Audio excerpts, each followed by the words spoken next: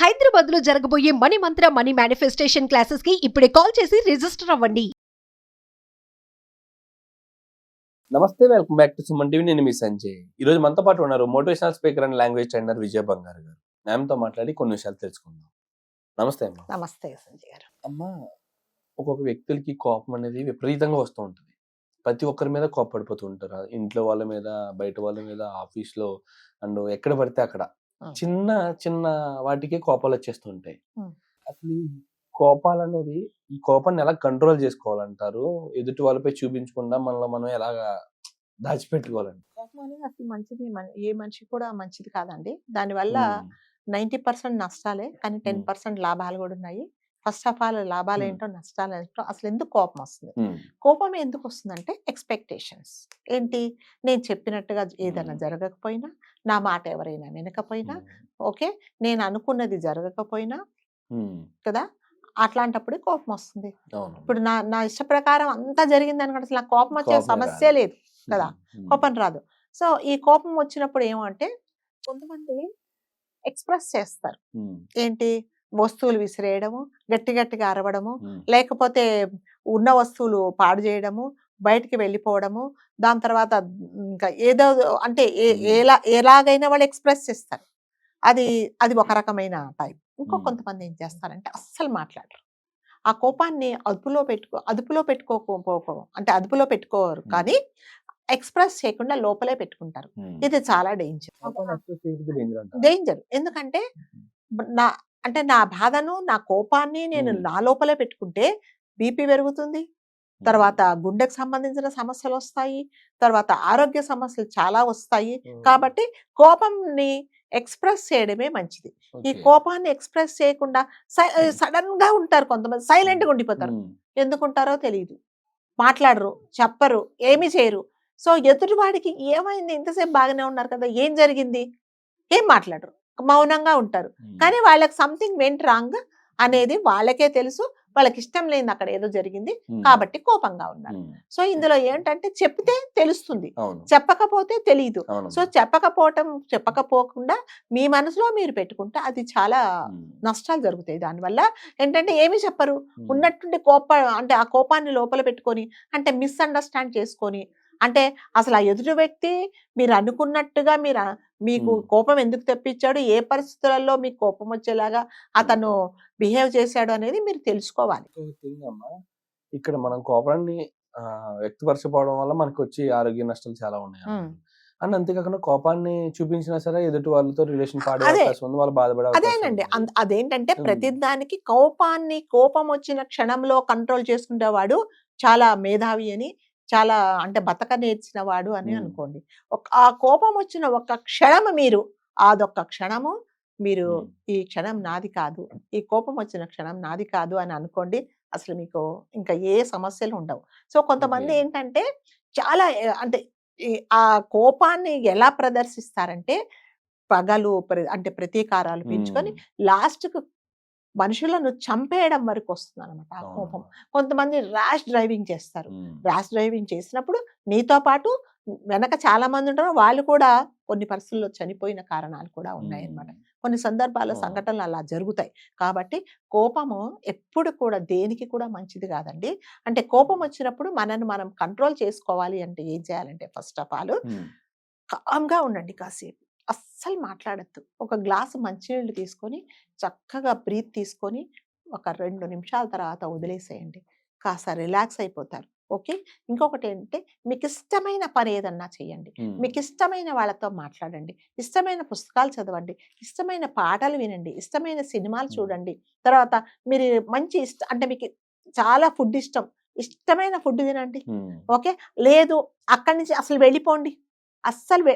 ఇప్పుడు మీకు నాకు వాదన జరుగుతుందండి, అప్పుడు నేనేం చేయాలి, కామ్గా ఉండడం అన్న చేయాలి, లేకపోతే అక్కడి నుంచి వెళ్ళిపోవడం అన్న చేయాలి. ఓకే, కామ్గా ఉన్నాను అనుకోండి, ఎంతసేపు అరుస్తారు మీరు? ఏదైనా 2 చేతులు కలిస్తేనే చప్పట్లు. ఎంతసేపు మీరు అరుస్తారు? అరిచి అరిచి అరిచి అరిచి నోరు ఎండిపోయేదాకా అరిచిపోయి తడారిపోయిన తర్వాత కామ్గా ఉండిపోతారు. మీకేమి అసలు నా నుంచి ఏమి రెస్పాన్స్ రాదు మీకు. So you will keep quiet automatically. So కొన్ని సందర్భాల్లో ఏంటంటే లేదు అంటే బయటికి వెళ్ళలేని పరిస్థితి ఉంది, మీరు అక్కడే ఉండాలన్నప్పుడు ఆర్గ్యుమెంట్ చేయకండి.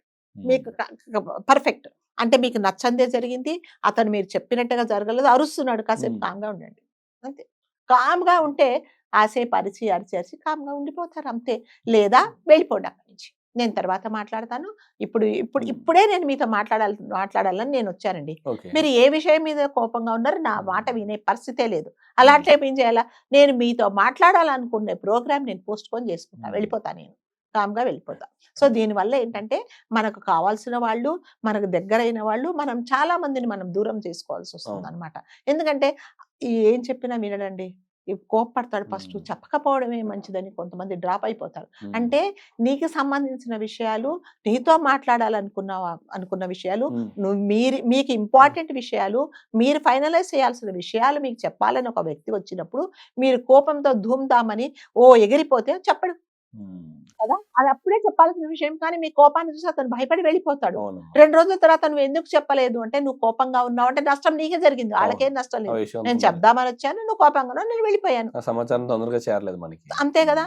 అందుకని కోపాన్ని మాత్రము, ఆ వచ్చిన క్షణాన్ని మాత్రం మీరు నిజంగానే కంట్రోల్ చేసుకున్నారనుకుంటే తర్వాత ఈ చిన్న విషయానికి నాకు ఎందుకు ఇంత కోపం వచ్చింది, చిన్న విషయమే కదా అని అనుకుంటారు. కొంతమంది ఏం చేస్తారంటే, నేను ఇదివరకు చెప్పినట్టు ఇష్టమైన ఫుడ్ తింటారు. కోపం కంట్రోల్ మంచిగా మీకు కావాల్సిన ఫుడ్ తినేసేయండి. నేనేం చేస్తాను తెలుసా, గుడికి వెళ్ళిపోతా. నెక్స్ట్ ట్రిప్ ఏంది ఉంటది, షాపింగ్కి వెళ్తా, అంతే. నాకు కోపమే ఉండదు అసలు, అంతే. ఆడవాళ్ళకంటే 2 ఆప్షన్స్ ఉన్నాయండి. మీరు వెళ్ళండి గుడికి, మగవాళ్ళు గుడికి వెళ్ళకూడదు అనుందా? మీరు షాపింగ్ చేయరా? మీరు షాపింగ్ చేయరా? అంటే మేము ఆడవాళ్ళకి ఉన్నంత మక్కువ షాపింగ్ పై మగవాళ్ళకి సరే, మీ ఫ్రెండ్స్ కలవండి, మీ ఫ్రెండ్స్ తో మాట్లాడండి, మీ అమ్మ నాన్నతో మాట్లాడండి.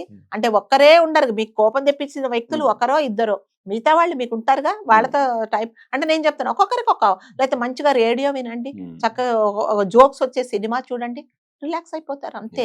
సో అంతేగాని ఆ కోపాన్ని తలుచుకొని ఆ క్షణంలో మీరు చెయ్యరానివి ఏదన్నా చేసినప్పుడు మీకు నష్టం, ఎదుటి వాళ్ళకి నష్టం. ఇంకొకటి ఏంటంటే 10% లాభం కూడా ఉంటుంది కోపం వచ్చినందువల్ల. అంటే ఒక మనిషిని రెచ్చగొట్టాడు. ఎలా రెచ్చగొట్టాడంటే, సపోజ్ మీకు ఒక ఫ్రెండ్ ఉన్నాడు.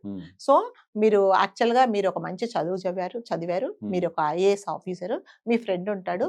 అతన్ని మీరు అంటారు, అరే నువ్వు వేస్ట్, నీకు ఎన్నిసార్లు చెప్పినా కూడా బుద్ధి లేదు, నువ్వు చదువుకోవు, నువ్వు చదవలేవు, నాకులాగా IAS అవ్వలేవు, నీ జీవితం వేస్ట్ అంటాడు. అన్నప్పుడు వాడు ఏం చేస్తాడంటే, దాన్ని సంజయ్ నన్ను ఇలా అన్నాడు, నేను ఎలాగైనా చదువుతా, ఎలాగైనా నేను IAS అయ్యి చూపిస్తా.